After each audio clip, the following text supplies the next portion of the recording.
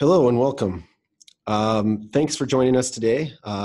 Today is our March 2019 live webinar for Brentwood Biomedical. Today's webinar is on clinical evaluation reports. We've entitled it Bulletproof Clinical Evaluation Report, Making Them Stand Up to Regulatory Scrutiny. I'm TJ Teal, Senior Consultant for Brentwood Biomedical.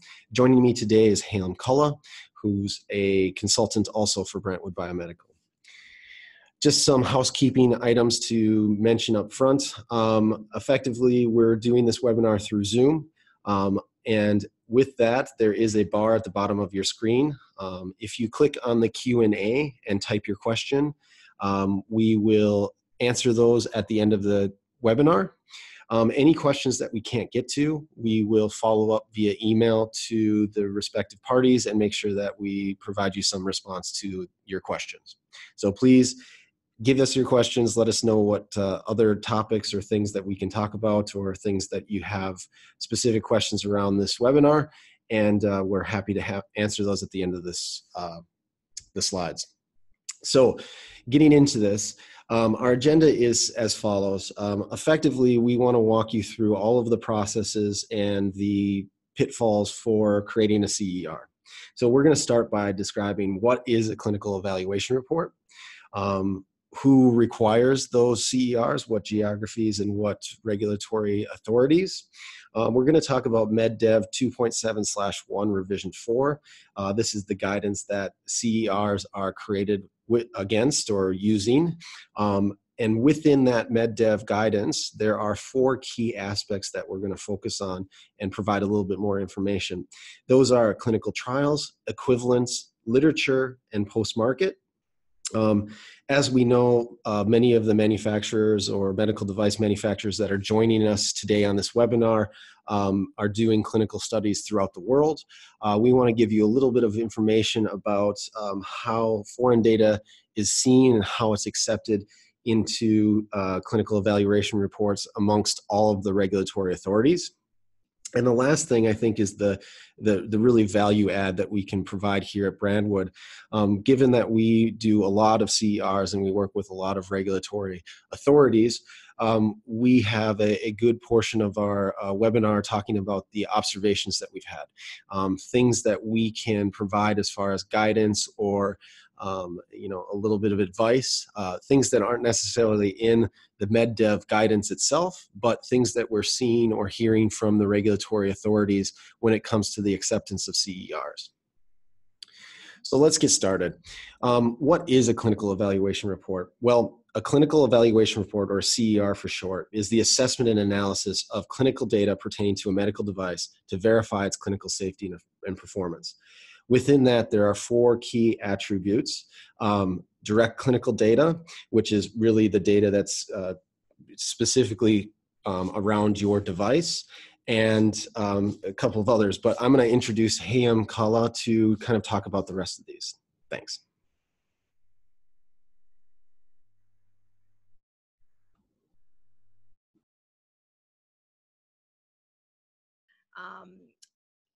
Analyze clinical data from other studies or substantial equivalent devices, literature searches, and post-market surveillance on your device. And the ultimate purpose of a CER is to demonstrate that your device achieves its intended purpose without exposing users and patients to further risk, and basically demonstrating a positive risk-benefit profile.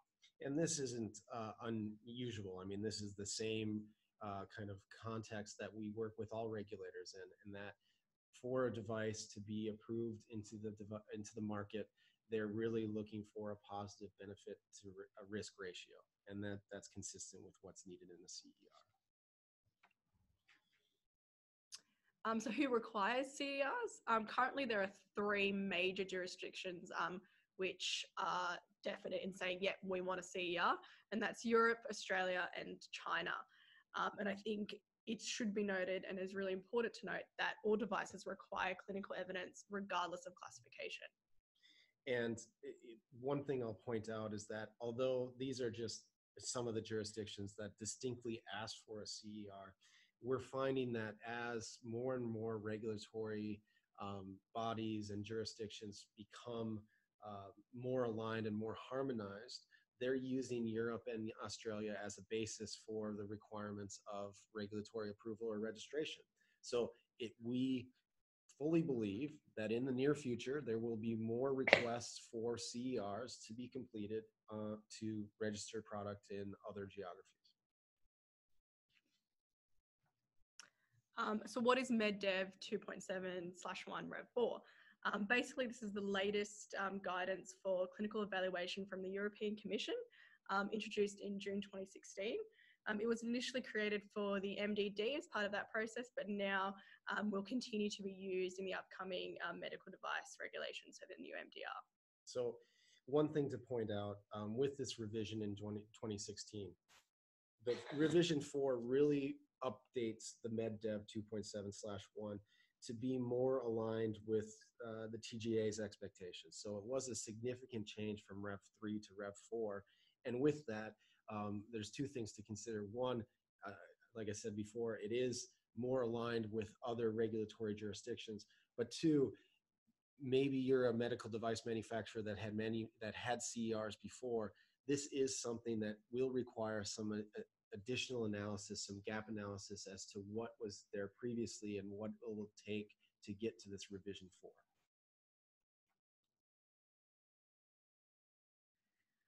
And so in the MedDev guidance, they basically have broken it down into 5 stages, which they say is basically how you're going to create that CER. So stage 0, which is scope and planning. Stage 1, identify pertinent data. Stage 2, appraisal of data. Stage 3, analysis of that data. And stage 4, putting together that clinical evaluation report.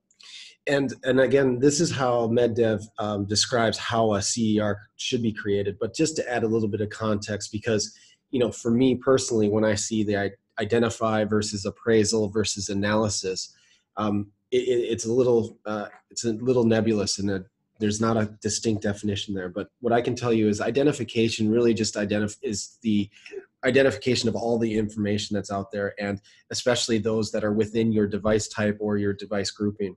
Appraisal of data is really to determine the applicability. So is it consistent with your device, its intended use, its indications, its manufacturing, whatever it happens to be, whatever the key characteristics are, is it applicable? And then finally, analysis is really going into the detail to describe what that information means, how that affects or doesn't affect your safety and your performance, and how you show that risk-benefit profile that we mentioned previously. So we talked about the MedDev 2.7/1, and I'm just going to call it MedDev from this point forward.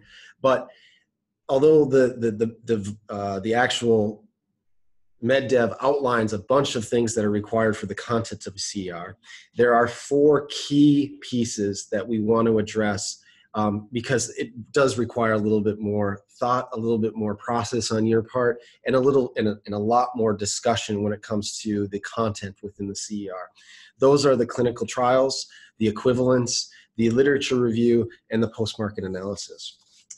So if we get started with the clinical trials, effectively, if your device has been involved in a clinical trial, it's important to provide that information. So even if the study is not done, you need to make sure that you provide that information so that the regulator can determine whether there's an assessment of safety and effectiveness that needs to be made.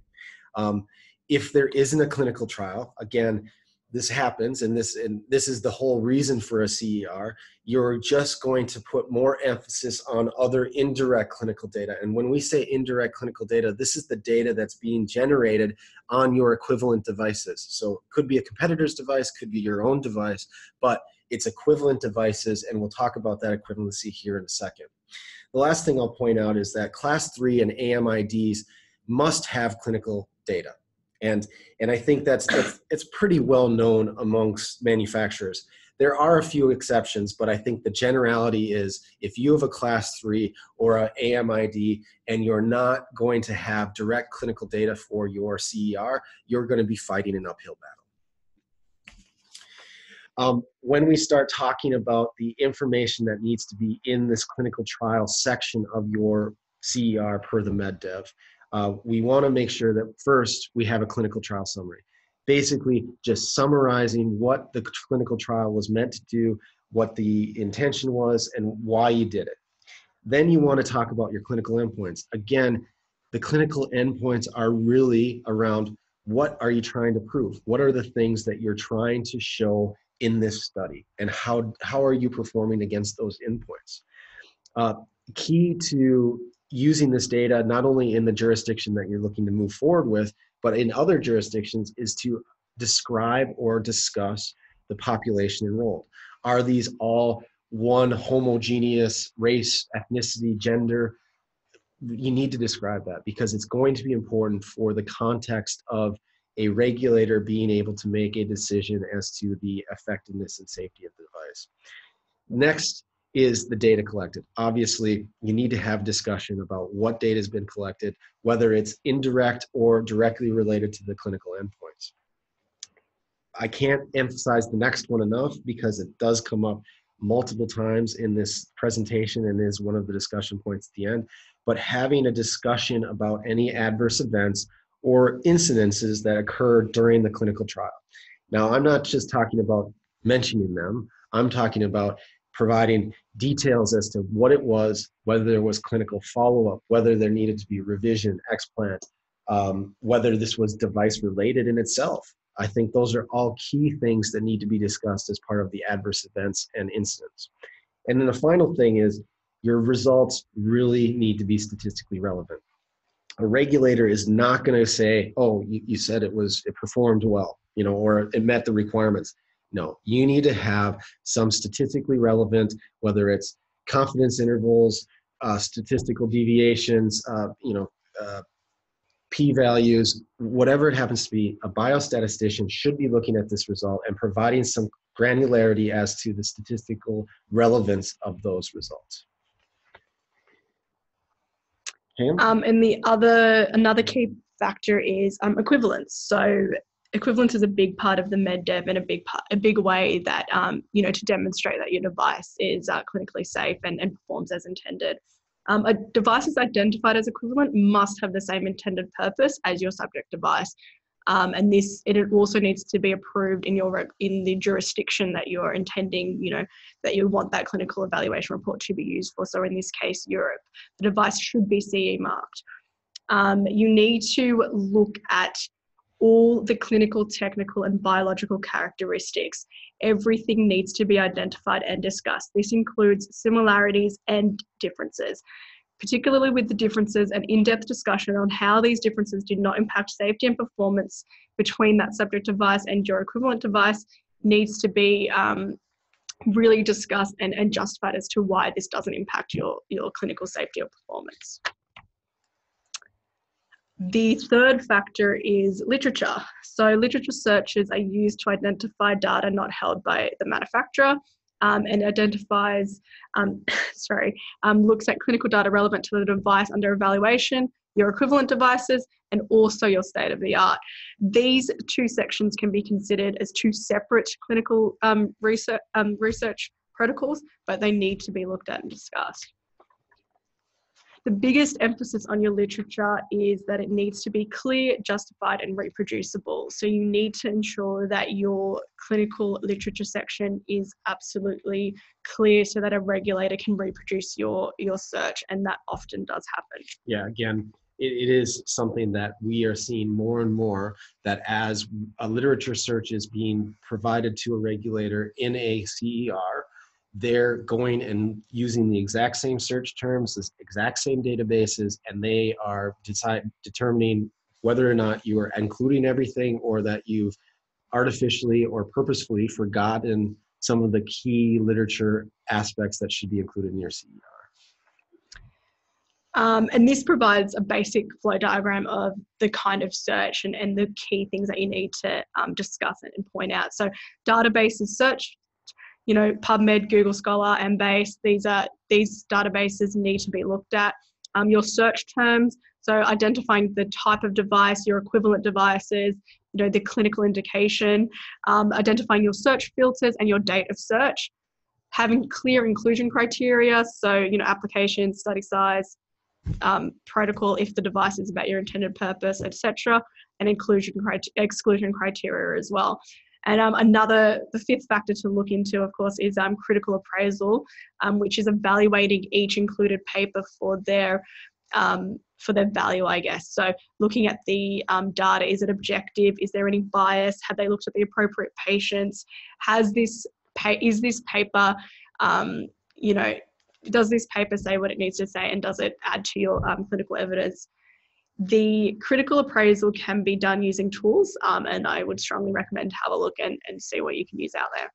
Yeah, so just to reemphasize the point, ultimately, the literature search should really take those 4 steps that you've seen, and then the critical appraisal becomes that last piece where you're describing the inclusion and exclusion criteria in detail, but also making sure that all of the relevant information is being included. So having that, in-depth discussion as to why this data is important or has applicability to your device, how it affects the safety and effectiveness perceived of your device, and how you maintain that risk-benefit ratio.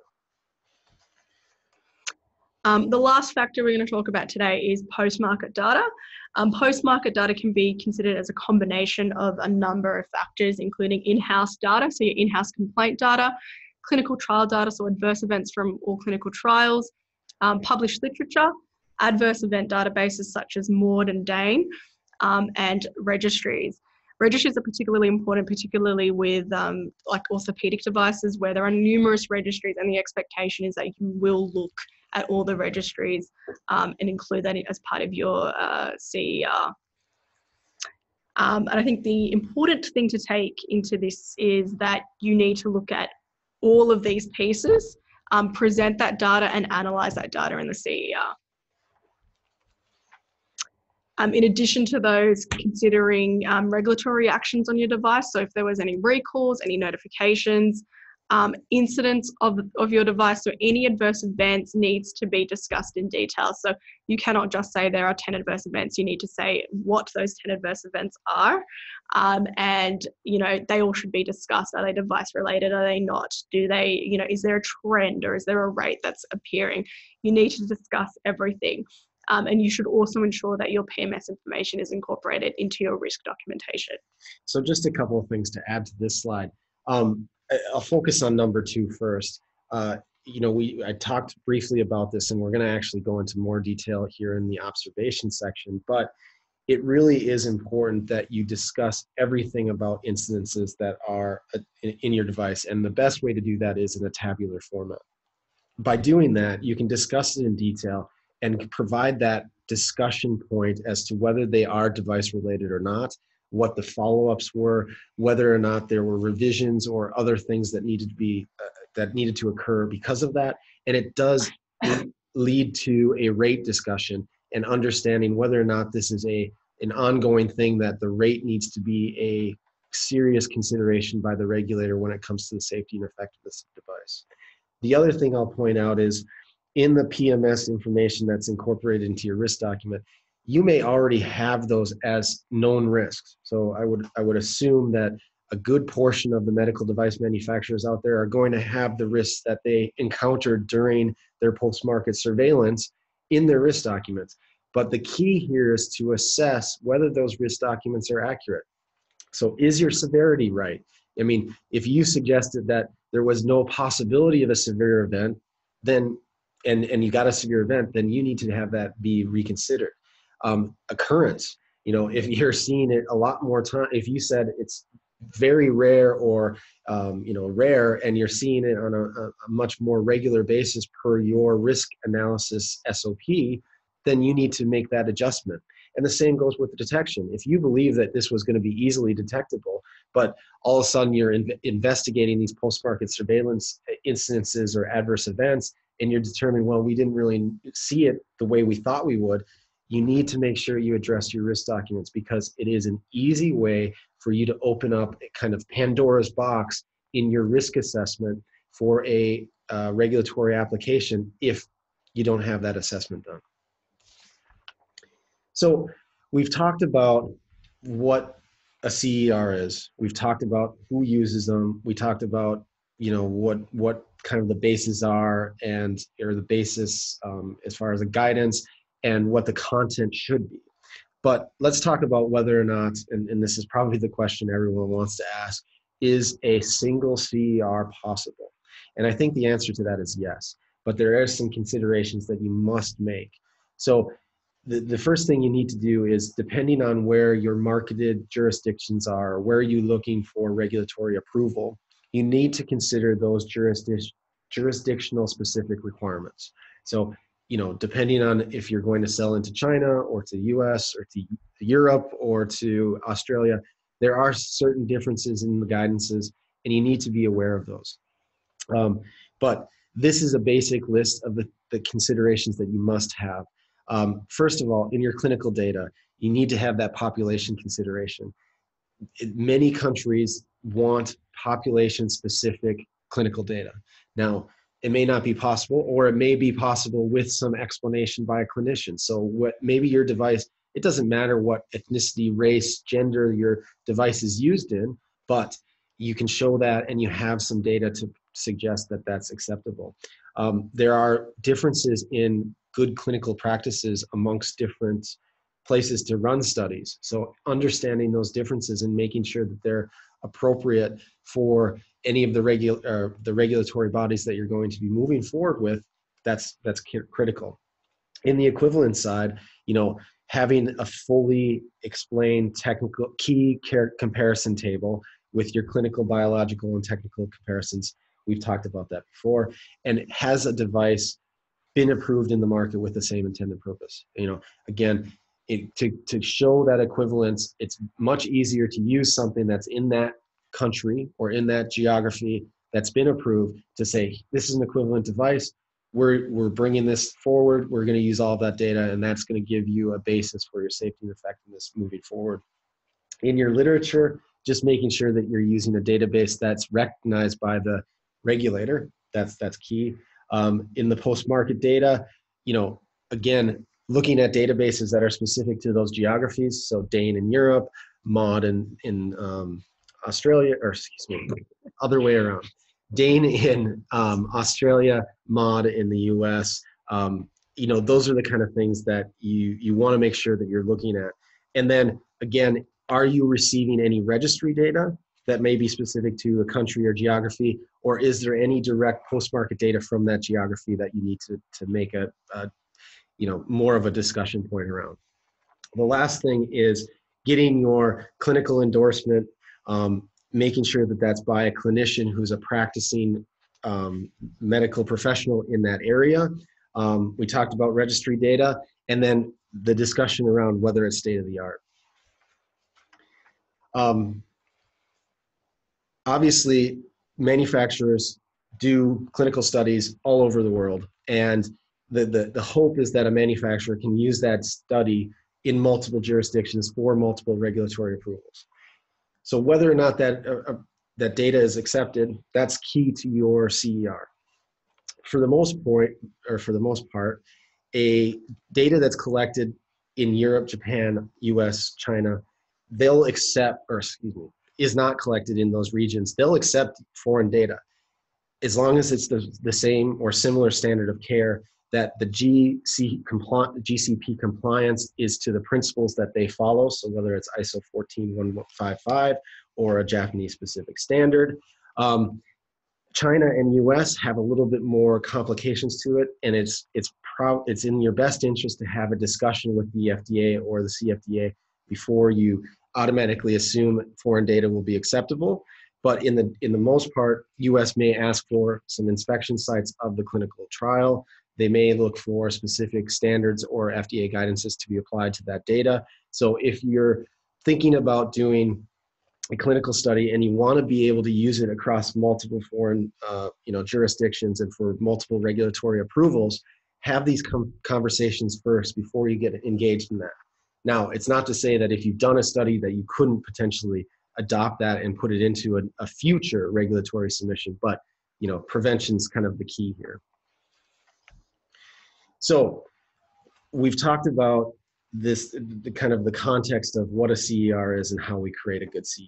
But I think where Brantwood and we can provide a lot of value is to kind of discuss what we've seen and the things that were coming back from the regulators in this space to give you guys a little bit more guidance and some key things to watch out for. So I'm going to step through, there's 5 observations that we've made, and we'll kind of go through these one by one.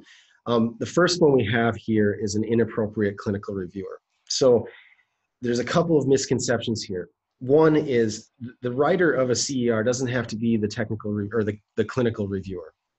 The clinical reviewer is really the person who's going to approve this CER so that it can be used as part of your technical file, as part of your regulatory submission. Now, that needs to be an expert in that specific field for that medical device. They need to be using that medical device or using those types of devices in their normal clinical practice. Are they dealing with these clinical situations that would be involved in the use of this device on a daily basis? It needs to be somebody who has a degree, but also practices. You can't just have a medical professional who's never practiced that just has their MD. It needs to be somebody who's valid and currently practicing in that field, whatever it happens to be for your device. The other thing is you need to make sure that any conflicts are discussed. So if this is a key opinion leader that you use, and they plan on helping you to market the device or have done preliminary studies for you, it needs to be discussed as to that conflict so that it's fully aware to the regulator that this is the person we're using, they have the appropriate clinical knowledge, but they have been working for us in the past, kind of thing. Okay. The second observation that we've made is regarding equivalence and equivalent devices. So poor choice of equivalent devices and an inadequate comparison. The key thing here is, have you looked at every bit of technical specification, clinical specifications, and biological specifications? I think the hardest bit here is the technical side of things. So ensuring that you've covered every bit of similarity or difference that these devices have. So things that could be unique to your device, material composition, temperature, coding of your devices, the geometry of your devices, looking at that and looking at what's important to your device. And I think in this section, it's good to get the team involved, getting your engineering team, getting your marketing team involved and looking at, okay, what makes this device, and looking at those similarities and differences. The other thing to think of is, things outside just the physical look of your device. So particularly with custom devices, looking at the manufacturing processes and comparing those with your subject device and your equivalent device. The other big question as well is, how many equivalent devices do you need? You do not need more than one device. If that device is substantially equivalent to yours, you've proven that, and that device has enough clinical data to support your device in your CER. When you have more than one device, this means that you essentially need to get all the clinical evidence related to all those equivalent devices. So that just means more work for you, which sometimes is needed if certain devices do not have enough data out there. There always should be an equivalence discussion, even if you have not identified equivalent devices. And this is particularly applicable to lower risk CERs, so class 2s and under.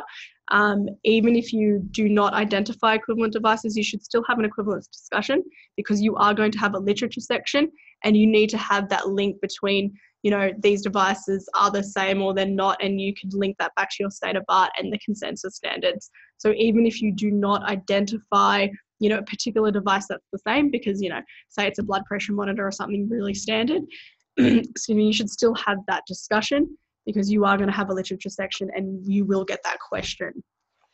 So one other thing to point out here is that we often medical device manufacturers have a previous version of their device that they obviously could use as equivalence. And the key here is that you need to list that. I mean, it needs to be a part of the discussion, device history.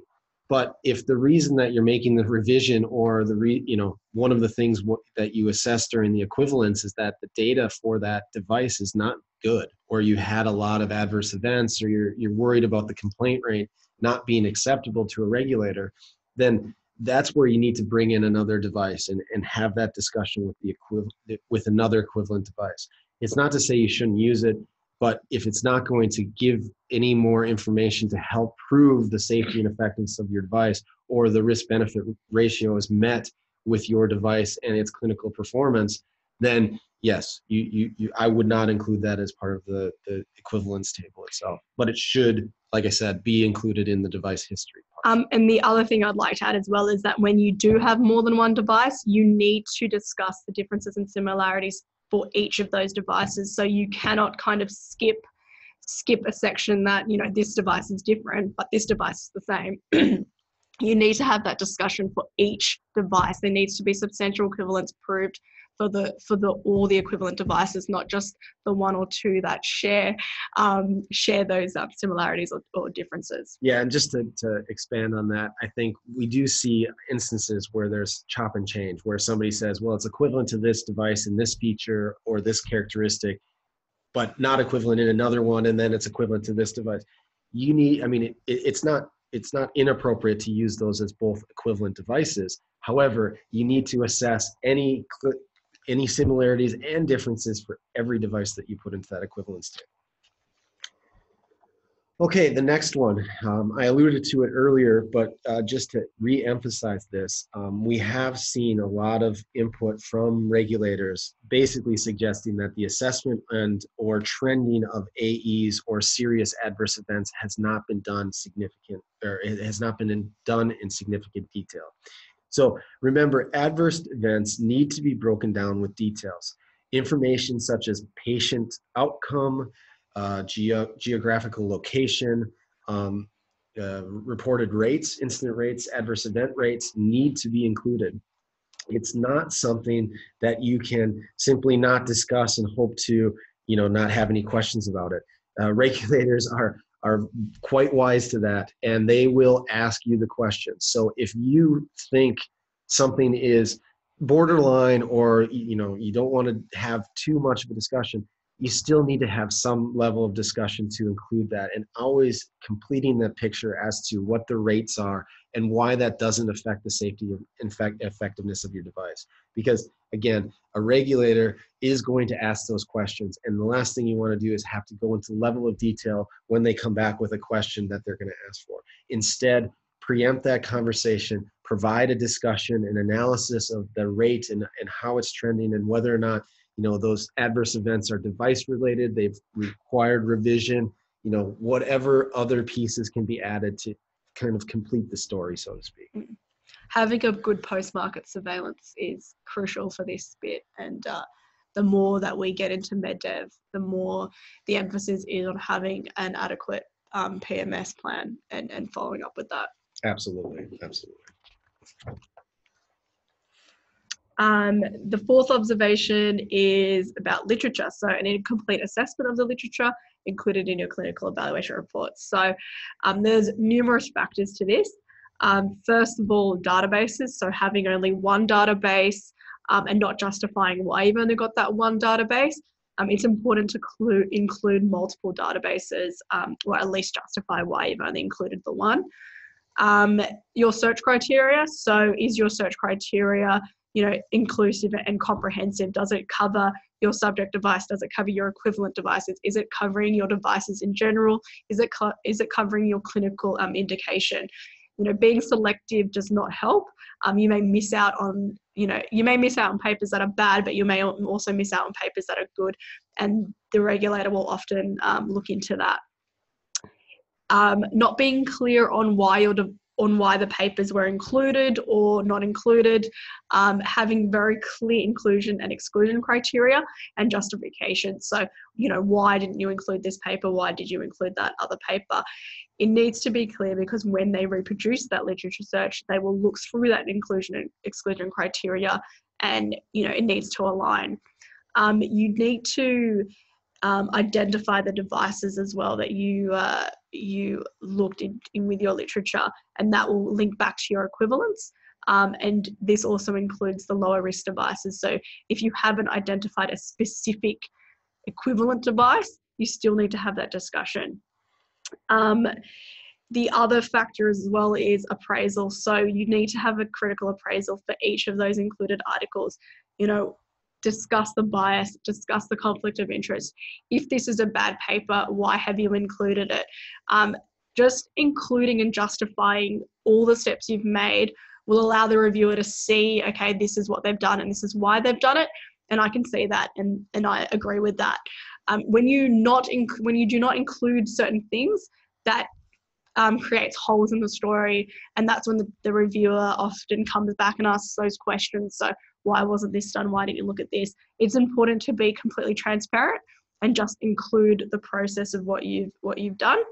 The other thing is when you include unpublished literature, by all means include that, but also be clear as to this is unpublished, and still discuss that bias and that conflict of interest if there is any.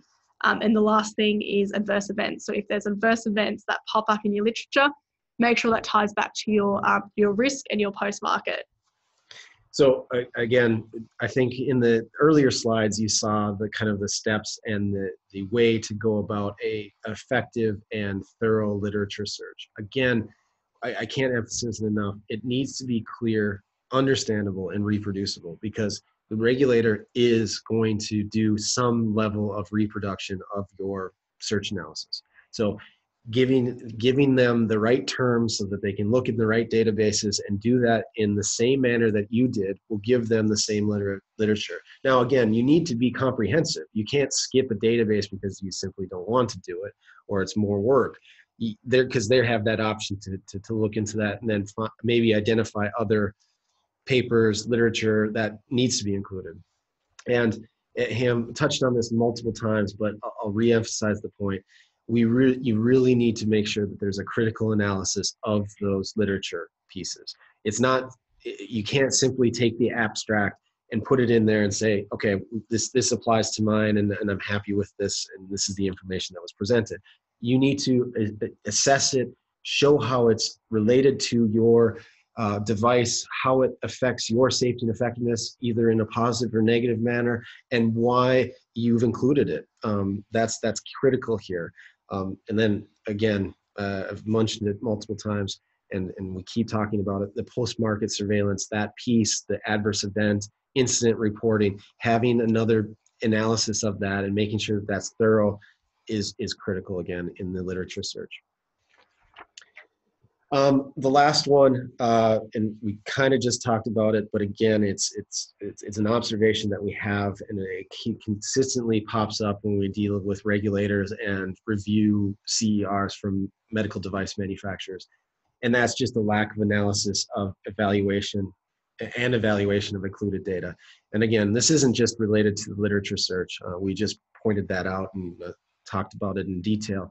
But in the post-market surveillance piece, in your the clinical trial piece, and all of those indirect data pieces, you need to be able to fully analyze and evaluate that data because it needs to be discussed.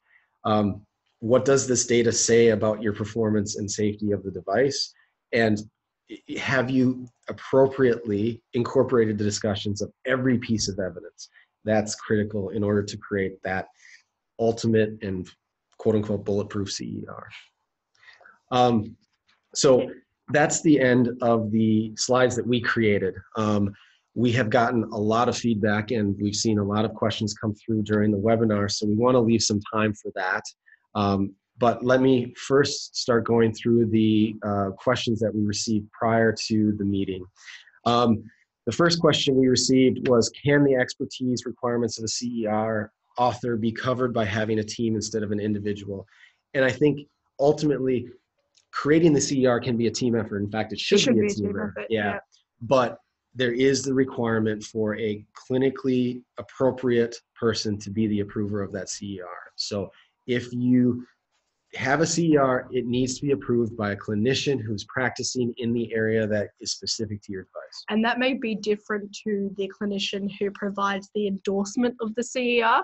The person who provides the endorsement should be or have an independence to them, whereas the person who approves the CER, can be that in-house in-house person. And the key things is that you will be providing the CVs of these people to the regulator, so they will come back if there's any problems. Correct. The next one was a discussion, or asked about discussion around Class 2 medical devices and CER. Ultimately, Class 2, Class 1 devices require CERs. Clinical evaluation or clinical evidence is necessary for everything. It doesn't matter the classification of the device. The level of complexity and the level of detail should still be there, but again, remember that these are lower risk device, and so the risk benefit ratio that you need to come up with and to prove and to de-risk is less than something that's, say, a Class 3 or an AMID. So it's still necessary. You still need to follow the guidance. You still need to have these components. And in sometimes we have seen that the lower classifications get a little bit more complicated because there's a lot more devices in the area. There's a lot more literature out there, but it's important that you have this information and you do it in the same manner. And you do need to include each of those components. So post-market, you need to have a discussion on equivalence, even if there isn't a specific equivalent device, and bringing that back to your, normally the lower risks have a definite, set of standards around them. They're generally the standard of care. So having that discussion in there and bringing that all in together is important. The next question we received is how you define state of the art. And it's a good question. There's a technical definition in the European MDD and the MDR, also in the TGA guidance. But ultimately, it really comes back to what is being used for, current care for that given condition. And does your device meet or exceed the safety and performance of those devices that are already out there and being used as part of the standard of care? The other thing to think about is if you aren't able to do that, what functionality, what key features are you adding with your device that makes it state of the art? And that can be the trade-off here. And this is where that equivalence conversation that's within the CER becomes extremely important. How feasible is it to have a single CER that meets European and China requirements? So we talked about this. I think, as we've said, CERs you could create one CER that would be applicable to both. The question is, have you considered the guidances specifically for China versus the European Union? In this case, we have that slide, basically a conversation with the China regulators to understand whether or not they're going to accept your foreign data is probably the biggest gap and the biggest thing that you need to address to make sure they'll apply to both. There's an ask for a list of documentation to add for the transition from MDD to MDR and a CER. And again, the guidance here has suggested that the MDD and the MDR will both apply the MedDev 2.7/1 Rev 4. Let's see, what else do we have? Typical clinical data requirements for Class 2A and Class 1 devices. Again, you need to go through the process. The clinical data requirements, the actual clinical data requirements for your device are reduced. They're not Class 3. You don't have to have it. But then if you're not going to have unique clinical data for your device, you need to have an expanded discussion of the equivalent devices, and all of the data, the indirect, the post-market surveillance, and the literature search needs to support that in the lack of a distinct, unique clinical data. And something to add to that is usually with these devices, there is actually very limited data out there. So particularly with, the very low risk devices or the very, ubiquitous in the medical field, it's often really hard to find, literature and that kind of thing, but you need to expand, you need to expand your search. You need to ensure that you cover as much as possible and you have that discussion as to, these devices are the standard. All the devices essentially are the same, and this is why they perform the same way. There's no biological risk because they may not touch the patient, and you need to have that all-inclusive discussion. And I think the key thing as well is if you have a good post-market surveillance, then this is also going to add to your device. Some devices have been on the market for 20 years plus. And, if you have that follow-up, then that's really important, and that really adds to the data and the evidence of your CER. US versus EU and rest of world requirements. Again, we've kind of touched on a little bit on what the differences are and the key things that you need to think about.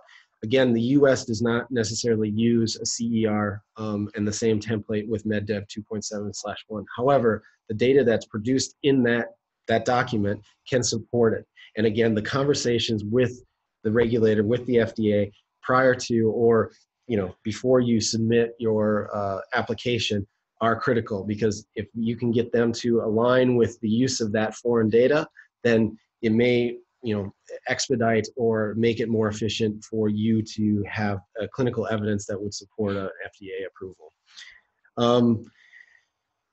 Here's a tough one.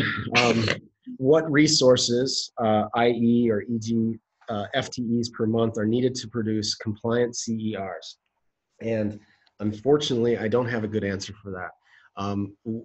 We at Brantwood produce a lot of CERs, and I think it really comes back to what the complexity of the device is, what equivalency you're looking to make or need to make in order to prove indirect clinical data support, and then how much post-market surveillance is out there. I couldn't give you a distinct number, but I can say that it does take time.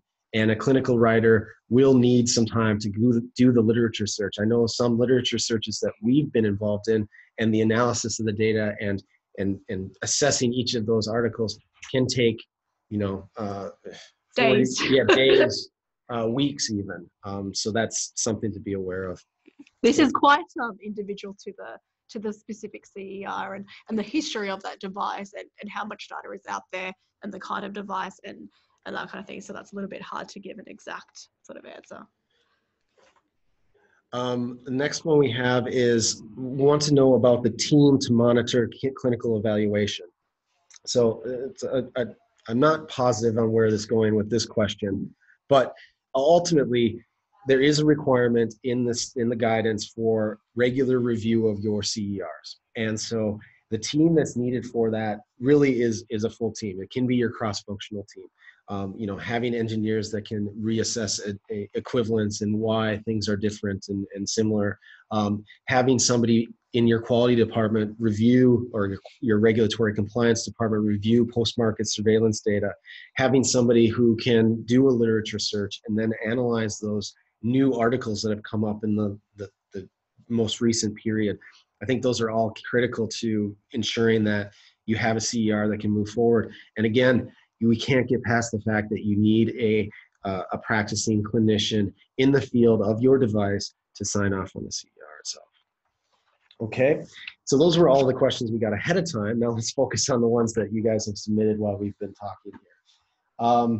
The first question here is, let's see, can we discuss the PMCF? Post-market clinical follow-up. Yep, after the webinar. So comments?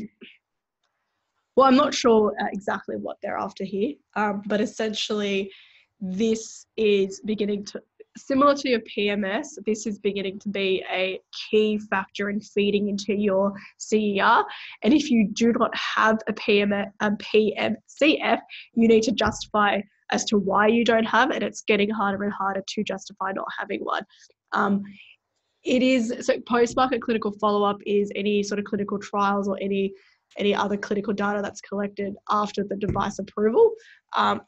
And yeah, this is also dependent on the type of device, on the risk of that device and whether or not that's needed or to what extent that's needed. Registries are also a form of a PMCF.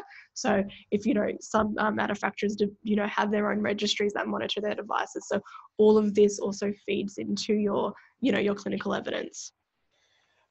Next question we had, interested to know your thoughts regarding EU versus China versus Australia concerning the regulations. As we spoke about earlier and we've presented in the slides, ultimately the requirements of having a CER are there for all of these. And we want to make sure that we're able to create a CER that will be applicable to all of those individual jurisdictions. But the basic constructs, the basic requirements are still there for all three of these geographies. Geographies and jurisdictions. So really making sure that you have a literature search, a direct clinical data, indirect clinical data, your equivalency, and that post-market surveillance piece are all absolutely critical in order to make sure that it's suitable for any of those geographies. Next question we have is, during the seminar, can the speaker please comment on whether the consort guidelines for peer-reviewed papers of clinical trials are aligned with the regulatory requirements of say, TGA, FDA, et cetera? So the question here is whether the guidelines of what a clinical trial peer-reviewed paper that gets published is aligned with what is needed for a CER, and that's the answer is yes. Ultimately, we have mentioned that in situations where it hasn't fit those guidelines or those peer-reviewed paper and final publication articles, you can still have them in your CER, and in fact, it is the onus on you to put those in there. However, you need to make sure that you assess it and make sure that there is no bias associated with that unpublished or peer-reviewed paper that's been published. Or at least disclose. So if this is an in-house trial that's been published, put that in the CER. Don't try to, not have that in there because you don't want the regulator to think that, this is a biased paper. It's fine to include it, but disclose that information.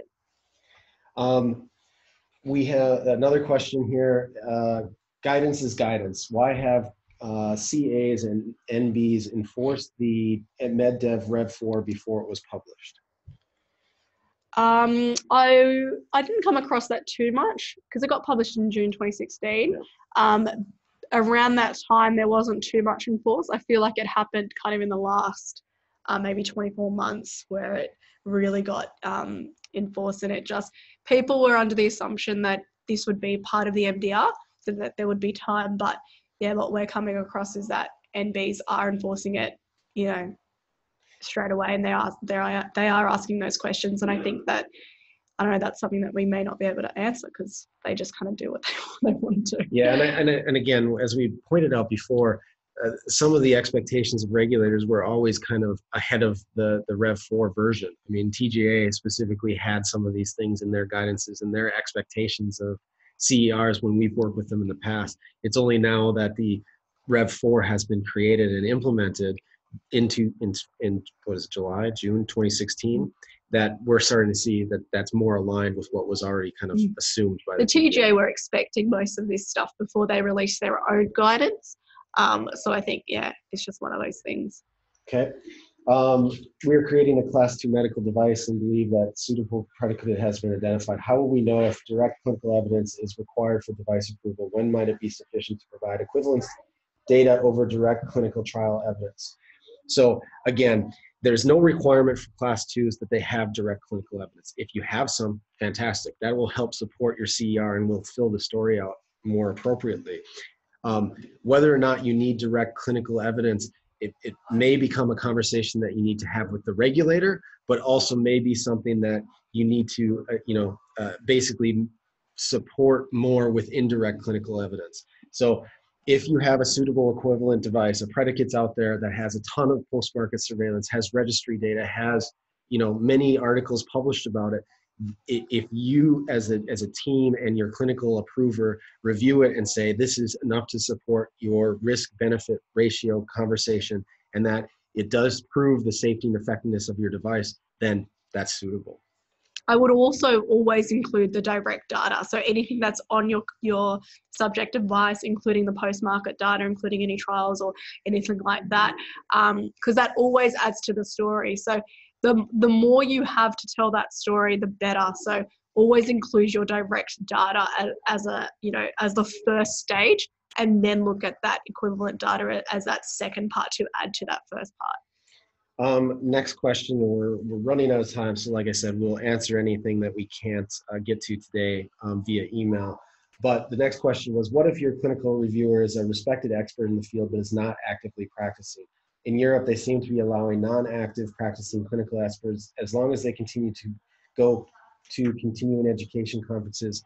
Is that acceptable by the TGA?